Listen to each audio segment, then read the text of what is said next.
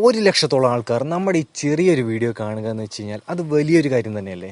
അതിൻ്റെയൊക്കെ സന്തോഷമുള്ളത് കൊണ്ട് തന്നെയാണ് നമ്മൾ ഇന്നത്തെ ഈ വീഡിയോ ഇവിടെ ചെയ്യുന്നത്.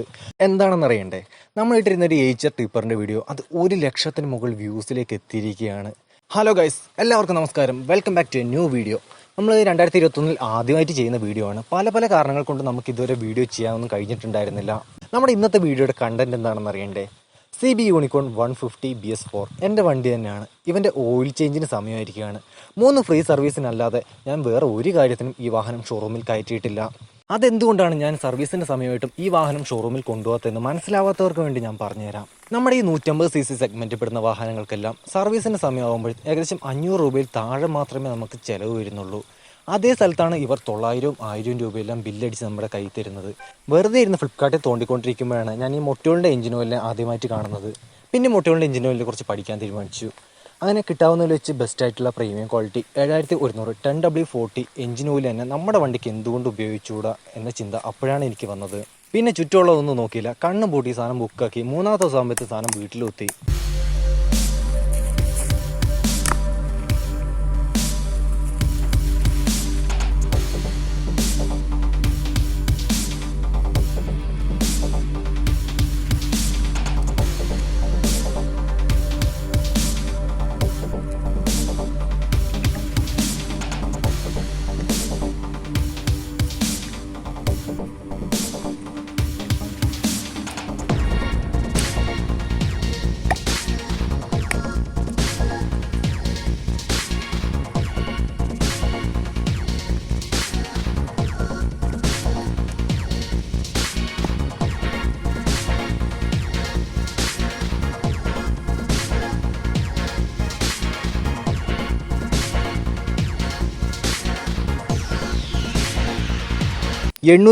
രൂപയോളം MRP വിലയിട്ടിരിക്കുന്ന ഈ എഞ്ചിൻ ഓയിൽ എനിക്ക് 676 രൂപയ്ക്ക് ഫ്ലിപ്കാർട്ടിൽ നിന്നാണ് കിട്ടിയിട്ടുള്ളത്.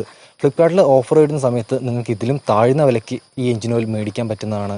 എഞ്ചിൻ ഓയിൽ കൈ കിട്ടിയതിന് ശേഷമാണ് എനിക്ക് കൂടുതലായിട്ട് ഇതിനെക്കുറിച്ച് മനസ്സിലായത്.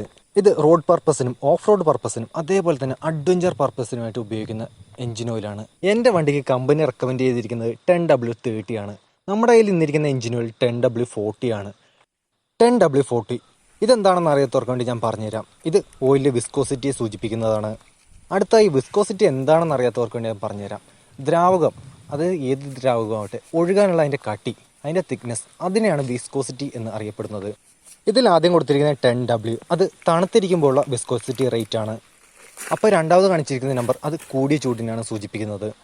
നമ്മുടെ വാഹനത്തിന് കമ്പനി റെക്കമെൻഡ് ചെയ്തിരിക്കുന്ന കോൾഡ് റേറ്റ് അത് നമുക്കൊന്ന് കുറയ്ക്കുകയും ഹോട്ട് റേറ്റ് അത് നമുക്കൊന്ന് കൂട്ടുകയും ചെയ്യാം. 10W30 എന്നത് 10W40 ആക്കാം. അങ്ങനെ ചെയ്യുന്നതുകൊണ്ടുള്ള ഗുണം എഞ്ചിൻ ഓയിൽ കത്തിപ്പോകുന്നത് അത് നമുക്ക് കുറയ്ക്കാൻ കഴിയും. ഹോട്ട് റേറ്റ് അതൊന്ന് കുറയ്ക്കാനോ കോൾഡ് റേറ്റ് അതൊന്ന് കൂട്ടാനോ പാടില്ല. ഹോട്ട് റേറ്റും കോൾഡ് റേറ്റും ഒരുമിച്ച് കൂട്ടാനും പാടില്ല. അങ്ങനെ ചെയ്യുന്നത് എഞ്ചിനെ കാര്യമായി ബാധിക്കും. 100% സിന്തറ്റിക് ഓയിൽ, ഇത് എന്താണെന്ന് അറിയാത്തവർക്ക് വേണ്ടി ഞാൻ പറഞ്ഞുതരാം. സാധാരണ എഞ്ചിൻ ഓയിലെല്ലാം വേർതിരിച്ചെടുക്കുന്നത് പെട്രോളിയം ഉൽപ്പന്നത്തിൽ നിന്നാണ്. 100% സിന്തറ്റിക് ഓയിൽ. ഈ ഓയിൽ നിർമ്മിച്ചിരിക്കുന്നത് കൃത്രിമമായിട്ട് ലാബിൽ വെച്ചിട്ടാണ്. അതുകൊണ്ട് തന്നെയാണ് ഇതിന് ഹൈ പെർഫോമൻസ്, ഇത്രയും കാലത്തെ ലോങ് ലൈഫും നിലനിൽക്കുന്നത്. നമ്മുടെ മാർക്കറ്റിൽ 350 രൂപയ്ക്കും എഞ്ചിൻ ഓയിൽ കിട്ടുന്ന ഈ ഒരു സാഹചര്യത്തിൽ ഞങ്ങൾ എന്തിന് 600-700-800 രൂപ കൊടുത്ത് ഈ എഞ്ചിൻ ഓയിൽ മേടിക്കണം എന്ന് ചോദിക്കുന്ന ആൾക്കാർക്കുള്ള മറുപടി ഞാനിപ്പോൾ തന്നെ പറയാം. നിങ്ങൾ ഈ എഞ്ചിൻ ഓയിൽ ഉപയോഗിക്കുകയാണെങ്കിൽ നിങ്ങളുടെ വാഹനം നല്ല സ്മൂത്തായിരിക്കും. അതേപോലെ തന്നെ 3000 കിലോമീറ്ററിൽ എഞ്ചിൻ ഓയിൽ ചേഞ്ച് ആക്കുന്നത് നിങ്ങൾക്ക് ഒന്നും കൂടെ കൂട്ടി 6000 കിലോമീറ്ററിൽ ഓയിൽ ചേഞ്ച് ആക്കാം. അങ്ങനെയാണെങ്കിൽ തന്നെ ഈ 350 + 350 ഇതിൻ്റെ വിലയും അതിൻ്റെ വിലയും സെയിം ആയിരിക്കും. അതുപോലെ തന്നെ നിങ്ങളുടെ വാഹനം ഒരു പുതിയ വാഹനമാണെങ്കിൽ ഈ എഞ്ചിൻ ഓയിൽ ഉപയോഗിക്കുന്നത് മൂലം നിങ്ങളുടെ വാഹനത്തിൻ്റെ ഉള്ളിൽ അടിഞ്ഞുകൂടുന്ന ചെളികളും കറകളും ഒക്കെ ഈ എഞ്ചിൻ ഓയിൽ കഴുകി കളയും. അത് തന്നെയാണ് ഇതിൻ്റെ ഏറ്റവും വലിയ ഗുണവും. നമ്മുടെ എഞ്ചിൻ എപ്പോഴും പുതിയൊരു എഞ്ചിൻ പോലെ തന്നെ നല്ല പെർഫോമൻസോടെ നിൽക്കും. ഭൂമിയിലുള്ള ഏത് കാര്യത്തിനെ പോലെയും ഇതിനും ഗുണങ്ങളും ദോഷങ്ങളും ഉണ്ട്. ഇതിൻ്റെ ഗുണങ്ങളെപ്പറ്റി ഞാൻ പറയാം. ഇതിൻ്റെ ഗുണമെന്ന് ചോദിച്ചു കഴിഞ്ഞാൽ ഹൈ പെർഫോമൻസ് എഞ്ചിൻ ഓയിലാണ്. ഓഫ് റോഡിലും ഓൺ റോഡിലും അഡ്വഞ്ചറിലും ഒക്കെ ഉപയോഗിക്കാൻ കഴിയുന്ന ഈ എഞ്ചിൻ ഓയിൽ എഞ്ചിനെ വളരെയധികം സ്മൂത്താക്കും. അതേപോലെ തന്നെ എഞ്ചിനുള്ളിൽ അടിഞ്ഞുകൂടിയിരിക്കുന്ന കറകളും ചെളികളും എല്ലാം ഈ എഞ്ചിൻ ഓയിൽ ഇളക്കും. അത് തന്നെയാണ് ഈ എഞ്ചിൻ ഓയിലിൻ്റെ ഒരു പോരായ്മയും.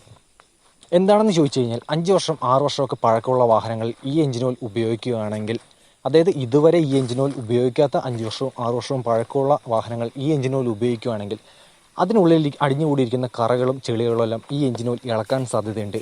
അങ്ങനെ ഇളക്കി മാറ്റുന്ന സമയങ്ങളിൽ അതിൻ്റെ ഓയിൽ സീൽ കട്ടി പിടിച്ചിരിക്കുകയായിരിക്കും. ആ ഓയിൽ സീലിൻ്റെ ഇടയ്ക്കൂടെ അതിൻ്റെ ഉള്ളിലുള്ള എഞ്ചിൻ ഓയിൽ പുറത്തേക്ക് വരാനുള്ള സാധ്യതയും കൂടെയുണ്ട്.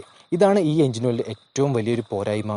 പൂർണ്ണമായിട്ട് മൊബൈൽ മാത്രമാണ് ഞാൻ ഈ വീഡിയോ ഷൂട്ട് ചെയ്യുന്നതും എഡിറ്റ് ചെയ്യുന്നതും. അപ്പോൾ അതിൻ്റേതായ പോരായ്മ എൻ്റെ വീഡിയോയിൽ 100% നിങ്ങൾക്ക് കാണാൻ കഴിയുന്നതാണ്. ഗോപ്രോ പോലുള്ള ആക്ഷൻ ക്യാമറാസ് ഒന്നും തന്നെ ഇല്ലാത്തതുകൊണ്ട് നമുക്ക് ഈ വാഹനം ഓടിച്ചുകൊണ്ട് ഷൂട്ട് ചെയ്യാൻ കഴിയില്ല. ഇപ്പോൾ ഞാൻ ഈ പറയുന്ന വോയിസ് ഇത് വാഹനം എഞ്ചിൻ ഓയിൽ ചേഞ്ച് ആക്കിയതിന് ശേഷം ഒരു കിലോമീറ്ററോളം ഞാൻ വാഹനം ഓടിച്ചു. അപ്പോൾ എനിക്കുണ്ടായ അഭിപ്രായമാണ് ഞാൻ ഇപ്പോൾ പറയുന്നത്.